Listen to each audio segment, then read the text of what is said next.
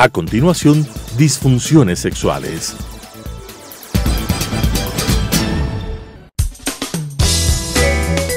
Clasificación A. Apto para todo público.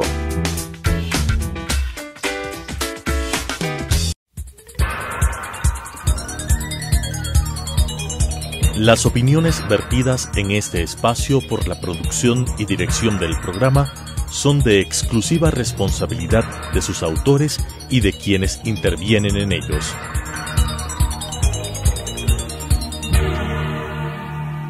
Telesucesos Canal 29 UHF presenta Disfunciones sexuales.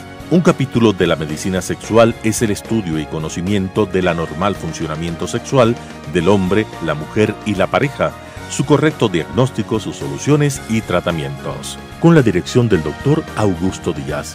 Disfunciones sexuales. Buenos días, distinguidos amigos. A los 15 días o 2 semanas volvemos a estar con ustedes para hablar acerca de otras causas de la disfunción de la eyaculación. Habríamos hablado de la primera parte y hoy día haremos la segunda parte. Bueno, el día de hoy nosotros haremos un resumen de la primera parte, ¿no es cierto? Vamos a esperar que nos pongan las diapositivas necesarias y vamos a hacer un comentario de cada una de estas diapositivas. La disfunción de la eyaculación, ustedes ya saben, tiene múltiples causas, pero las causas que ya hemos hablado a estas anteriores causas, nosotros vamos a agregarles primero la pérdida espontánea de líquido seminal. Ya saben de qué se trata, porque esto hablamos ampliamente la vez pasada. De igual manera, el líquido seminal acuoso o líquido que está muy suave, ¿no es cierto?, muy líquido, como su nombre lo dice, vale la redundancia. Y hasta aquí habíamos quedado muy claros. Y luego después vamos a hablar de los cambios del color del semen, y algo que hemos añadido en esta semana sería cambios del olor del semen. Eso es interesante. Y por fin vamos a hablar de algo que ya hemos comentado alguna vez, la eyaculación retrógrada. Bien, luego después de esto vamos a hablar de pérdida espontánea de líquido seminal. ¿Qué es lo normal? Lo normal es que el líquido seminal salga inmediatamente antes o inmediatamente después del orgasmo. Esto ya hemos comentado, por eso no hacemos mayor comentario. Es patológico cuando esto sale espontáneamente, este líquido se emite espontáneamente en la orina o en el sueño. Es muy frecuente cuando hay problemas de salud, ¿no es cierto?, como por una infección de la próstata que se llama prostatitis, o un cáncer escondido de la próstata, o existe un daño neurológico que puede ser causado por la masturbación o por la esclerosis múltiple. También existen daños psicológicos que hacen que este líquido salga espontáneamente, se pierda este líquido, ¿no es cierto? Este es el síndrome de Data, ¿no es cierto? Es un síndrome psicológico, es el paciente que pierde prácticamente su forma de poder concentrarse, pierde también el deseo, tiene dolor, tiene una caída definitivamente de su función cognitiva, ¿no es cierto? Pero también habíamos dicho algo que es importante, que antes de la eyaculación, cuando se está en el periodo de calentamiento, por decirlo así, o en el juego presexual, ¿no es cierto?, se presenta un líquido cristalino. Este líquido cristalino no hay que confundirlo con la eyaculación. Este es un líquido producido por las glándulas periuretrales, quiere decir que están al lado de la uretra. Es un líquido cristalino que no tiene espermatozoides, es un líquido que sirve para humidificar los órganos genitales femeninos y también su órgano genital. Es decir, es un líquido que sirve para que sea más fácil, para que resbale, para que penetre fácilmente. Es un lubricante. Cuando tiene espermatozoides, pues puede llegar definitivamente al embarazo, ¿no es cierto? Y también hay las emisiones nocturnas de las cuales ya hemos hablado, de los sueños húmedos. Indudablemente ahora vamos a hablar del semen líquido o acuoso. Este líquido se presenta espontáneamente y en determinadas ocasiones. Sobre todo se debe a que hay una pérdida importante de los espermatozoides. Esta pérdida, esta falta de espermatozoides se llama oligospermia. Y la oligospermia tiene varias causas. En primer lugar, las infecciones. Las infecciones sexuales a repetición y sobre todo infecciones a nivel del testículo, que se llama orquitis, ¿no es cierto? O de uno o del otro de los dos testículos, se llama orquitis, es la causa muy importante de semen acuoso, líquido. El alcohol, el tabaco y las drogas, indudablemente, los excesos en cada cual de estos componentes de la vida, digamos así, de estos componentes que sirven para la diversión, el exceso puede traer cambio en la oligospermia, pérdida de los espermatozoides. También hay un desbalance hormonal. Recuerden ustedes que la hormona masculina más importante es la testosterona, pero puede estar bloqueada por la hormona femenina importante que se llama la prolactina. La prolactina es totalmente una hormona contradictoria, digamos así, de la testosterona, y una baja de testosterona puede disminuir la producción de espermatozoides, llevarnos a la oligospermia. Problemas inmunológicos, enfermedades a repetición, pequeñas gripes a repetición que no se pueden controlar, quiere decir que hay una baja del sistema inmunológico. Hay que hacer un chequeo importante para que esto mejore. Los tumores a nivel del testículo, inclusive a nivel de los epidídimos, ¿no es cierto? Esos tumorcitos pueden traer dificultad para la salida de espermatozoides. El varicocele, ustedes saben qué es el varicocele. Son varices que están localizadas a nivel de los testículos. El varicocele ya se conoce que es una causa de que no se pueda digamos, llevar a la mujer al embarazo, ¿no es cierto? El varicocele es muy importante y hay que definitivamente ir a cerrarlo, ir a tratarlo. La obesidad es otra causa de disfunción eréctil y también de disfunción de la eyaculación. Y por fin nosotros hablamos de medicaciones. Hay medicaciones que van definitivamente a bloquear la producción de espermatozoides a nivel de testículo, ¿no es cierto? Trae un semen líquido, ¿no es cierto? Cambios del color del semen son muy importantes para el problema de la disfunción eyaculatoria. Normalmente el semen es un líquido blanco, lechoso, de consistencia, digamos, moderada, es pastoso, por decirlo así. Y además cuando sale es totalmente asintomático. ¿Cuándo es patológico el cambio del semen? El cambio de semen es patológico cuando adquiere un color rosado, un color rojo, un color café, un color amarillento o verde, digamos así. Cualquiera de estos colores indica que hay una patología. Y si que es una patología que puede ser moderada, pero si esto está agravado por la fiebre, el dolor, el escalofrío, la hinchazón, esto quiere decir que ya hay un problema más grave. Y sobre todo si a nivel del semen existe sangre. Cuando existe sangre en el semen se llama hematospermia. Quiere decir que los espermatozoides que están ahí están coloreados por la sangre.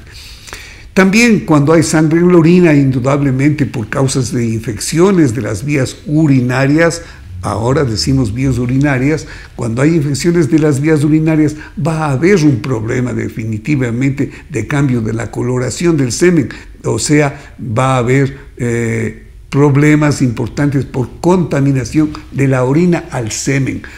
Esto puede contaminarse a nivel de la vejiga, puede contaminarse a nivel de la uretra, puede contaminarse a la salida, una uretra que está lesionada, por ejemplo, y entonces el semen puede cambiar de color.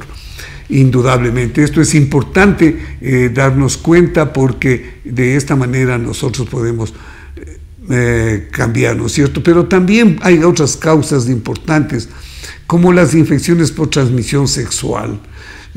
Esto es importante. Cuando hay problemas de transmisión sexual, de infecciones de transmisión sexual, indudablemente va a cambiar, porque hay gérmenes, hay bacterias que definitivamente dan una coloración especial verdosa, sobre todo verdosa amarillenta. La biopsia de la próstata, cuando hay que hacer un diagnóstico del cáncer de la próstata, sobre todo, porque para la hipertrofia prostática no es necesaria definitivamente la biopsia, pero para tratar de identificar una zona cancerosa a nivel de la cápsula de la próstata, se procede a hacer biopsia. Y estas biopsias no es una, no es dos, son variadas, con el objeto de obtener una muestra que nos muestre dónde está el cáncer, dónde está el problema, dónde está el nódulo canceroso. Esta biopsia prostática indudablemente trae una coloración rojiza porque hay sangre, ¿no es cierto? La hipertrofia prostática benigna muy rara vez trae un cambio de la coloración del semen, no tiene por qué. Cuando está represado el semen, cuando no han salido los líquidos de las vesículas seminales, ¿no es cierto?, de la próstata y también de los testículos por largo tiempo, porque el paciente, la persona, el hombre, no ha tenido relaciones frecuentes y al contrario ha tenido un gran periodo de abstinencia, entonces puede salir el semen al exterior de un color café, de un color oscuro. Es importante esto puede deberse y puede ser causa y a la vez causa de una hipertrofia prostática benigna, quiere decir que no es cancerosa. Las prostatitis quiere decir infecciones de la próstata, prostatitis a repetición, epididimitis a repetición, uretritis a repetición, todas estas son causas de cambios del color del semen. Pero también es importante el trauma y la vasectomía. La vasectomía ya hemos dicho que consiste en cortar los conductos que están saliendo desde el testículo, digamos así, desde el epidídimo, ¿no es cierto? Sale por el conducto y ahí se liga este conducto. Y esto puede traer también cambio de la coloración del semen. Esto es importante saber, que con los cambios de la coloración del semen también pueden haber cambios importantes del olor del semen, ¿no es cierto? Bien, algo que nos llama la atención es decir que tenemos que hacer un estudio de la coloración del semen cuando ya es importante, ¿no es cierto? Ya no ha pasado que solamente nosotros vemos, sino que tenemos que mandar al laboratorio para que el laboratorio nos confirme que hay en realidad un cambio de la eyaculación del semen, ¿no es cierto? Del semen eyaculado. Ahora, es importante, y esto es algo que añadimos en el día de hoy, es el cambio en el olor del semen. Normalmente el semen, que ya hemos dicho que es la unión de tres líquidos, el líquido prostático, el líquido de las glándulas seminales, ¿no es cierto?, y por fin los espermatozoides más del líquido que vienen de los testículos. Estos tres líquidos salen al exterior y se llaman semen. Cuando este semen de alguna manera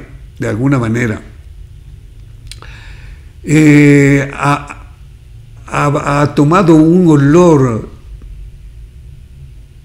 que puede ser de diferentes clases, quiere decir que es patológico. Normalmente el semen no tiene un olor, o puede tener un olor ligeramente agradable, un olor un poco como que es dulce, ¿no es cierto? Pero este es un olor que es difícil de tipificarlo, pero definitivamente no tiene un olor característico que se pueda decir, este es el olor característico. Pero cuando hay un olor que puede ser ácido o que puede ser nauseabundo, indudablemente nos está indicando que hay un problema, que hay una infección y que hay una contaminación, porque puede haber una contaminación, por ejemplo, con una balanitis. ¿Qué es una balanitis? La inflamación e infección del surco balano prepucial y del prepucio se llama balanitis, ¿no es cierto? Prepucitis podría ser decir, pero no es así, es una balanitis. Esta balanitis puede contaminar el semen a la salida y puede darle mal olor. Esto es importante. De igual manera hay que tomar en consideración que no hay que confundir, de ninguna manera confundir que el semen se mezcle con las secreciones vaginales y por lo tanto no es que tiene un olor característico malo del semen, sino un olor de la mezcla, de la contaminación con las secreciones vaginales. Las secreciones vaginales, desgraciadamente en nuestro medio, están muy contaminadas y frecuentemente contaminadas, y por esta razón existen cambios importantes en la anatomía y en la histología de la vagina, ¿no es cierto? Y por esta razón hay que tener un cuidado de que no haya una contaminación con las secreciones vaginales y por lo tanto el olor sea característico no del semen, sino de las secreciones vaginales posiblemente contaminadas. Esto es muy importante. Bien, ahora sí vamos a hablar de la parte, la última parte de estos problemas que también traen disfunción de la eyaculación, y es la eyaculación retrógrada. ¿Qué quiere decir eyaculación retrógrada? La eyaculación retrógrada es cuando al eyacular el semen, en vez de salir hacia el exterior, regresa y entra en la vejiga. Lo normal es que antes o después del orgasmo aparezca la eyaculación. Inmediatamente antes o inmediatamente después del orgasmo, o sea, de esa sensación de placer importante, puede aparecer la eyaculación. Y esto es lo normal. Cuando esto no sucede, cuando usted ha llegado al orgasmo y por nada, ni antes del orgasmo, ni inmediatamente antes, ni inmediatamente después, aparece semen, quiere decir que este se ha ido hacia atrás, ha retrocedido, ha pasado, por eso se llama eyaculación retrógrada, porque ha pasado los esfínteres de la vejiga. Los esfínteres son las válvulas que no permiten que los líquidos que están en el exterior regresen hacia la vejiga. Pero cuando estas válvulas, estos esfínteres se han dañado o de alguna manera funcionan mal, puede retroceder este líquido y mezclarse con la orina. Esto no es grave de ninguna manera, no produce daño a nivel de la vejiga, no produce daño a nivel de la uretra. Cuando usted orina va a salir este semen, a veces mezclado, a veces sin mezclarse o en parte mezclado con la orina, va a salir al exterior sin daño y sin molestia, pero esto no es normal, ¿no es cierto? Esta retroeyaculación o esta eyaculación retrógrada sí trae un problema. El problema es importante en la concepción, porque definitivamente este líquido seminal puede permanecer en la vejiga mucho tiempo, puede diluirse y van a morir definitivamente los espermatozoides. Van a disminuir en cantidad, en calidad, y no va a poder presentarse la fecundación y la mujer no va a poder llegar a la concepción. Las causas de la eyaculación retrógrada son varias. Entre las principales tenemos que hay efectos secundarios a la medicación. Hay medicación que usamos nosotros cuando hay dolor, cuando hay molestia en las vías urinarias, y sobre todo los urólogos lo hacen muy bien y usan medicación adecuada para estos problemas. Ahí tenemos una que se me viene a la mente, el Bladuril, por ejemplo, que es específico para las contracciones, digamos así, de la uretra y de la vejiga. Entonces, si se usa esto, puede haber en grandes cantidades, en forma inadecuada, y así otras drogas que el médico puede haber prescrito, y usted lo ha usado en forma inadecuada, puede producir daños a nivel de los esfínteres. Y esto se puede controlar cuando usted converse con su urólogo, cuando usted converse con su médico, porque le puede cambiar de medicación. Eso sería lo adecuado. O puede disminuir la dosis de la medicación que estamos presentando este problema. Algo que es importante son las neuropatías. Neuropatías son las inflamaciones de los nervios, ¿no es cierto?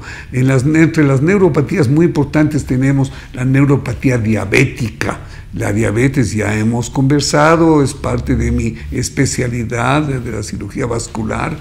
El tratamiento de las neuropatías diabéticas que traen también problemas a nivel de los vasos, la angiopatía diabética, ¿no es cierto?, que ya hemos conversado. Entonces, las neuropatías diabéticas están dañando el cilindro eje de la célula nerviosa, el cilindro eje, y del cilindro eje lo que está dañando es la vaina que le cubre a este cilindro eje, que se llama mielina. La mielina está dañándole, ¿no es cierto? Estos efectos secundarios de la neuropatía, y una neuropatía que es bastante frecuente pero que no está estudiada adecuadamente, es la esclerosis múltiple. La esclerosis múltiple son daños que sufren los nervios centrales y periféricos, pero sobre todo los centrales, ¿no es cierto? Así como hemos dicho, perdiendo la capa de mielina. Mielina es una capa que cubre al cilindro eje, o axón se llama así, que es una parte de la célula nerviosa. Y de esta manera, por decirlo así, se producen cortocircuitos nerviosos, cortocircuitos que interfieren la normal transmisión de los efectos que nosotros queremos tener, ¿no? La normal transmisión de los estímulos, y hay un cortocircuito, hay un daño importante.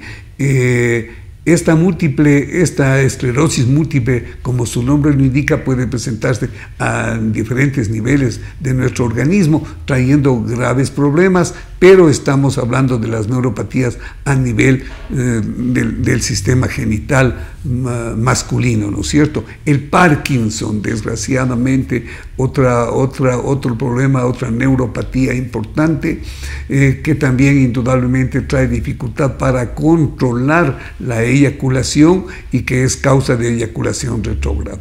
Daños postquirúrgicos, desgraciadamente, las cirugías no son totalmente indemnes, digamos, que no tienen problemas. Sí, generalmente se presentan, y para eso estamos los cirujanos, para tratar de reparar los problemas que tenemos al momento quirúrgico, ¿no es cierto? Porque la cirugía no es igual de un paciente a otro.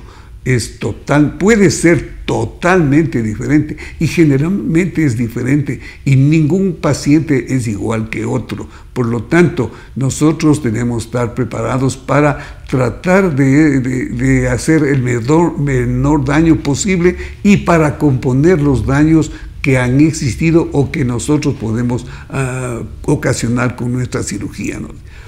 Cuando se usa también la radioterapia postcáncer, esta radioterapia postcáncer en el cáncer puede ser causa de daño de los nervios y daño de los esfínteres, y puede hacer que exista una eyaculación retrógrada. Miren ustedes qué cantidad de causas hay que están dando la eyaculación retrógrada, ¿no es cierto? Bien, creo que nosotros con esto hemos terminado de hablar acerca de los problemas, a otros problemas más que nos traen la disfunción de la eyaculación. Ya hemos hablado anteriormente de los problemas más importantes de la eyaculación precoz, pero ahora, o problemas de la eyaculación como la eyaculación retrógrada. Hoy día hemos completado con este capítulo, estoy muy contento, estoy siempre a sus órdenes, cualquier pregunta, cualquier circunstancia que usted tenga en su vida, por favor, estoy para tratar de resolverla. Que tengan un buen fin de semana. Gracias. Las opiniones vertidas en este espacio por la producción y dirección del programa son de exclusiva responsabilidad de sus autores y de quienes intervienen en ellos.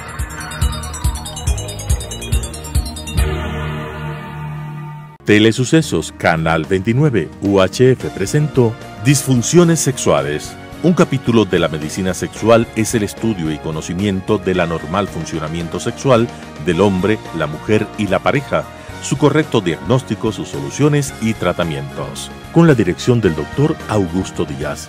Disfunciones Sexuales.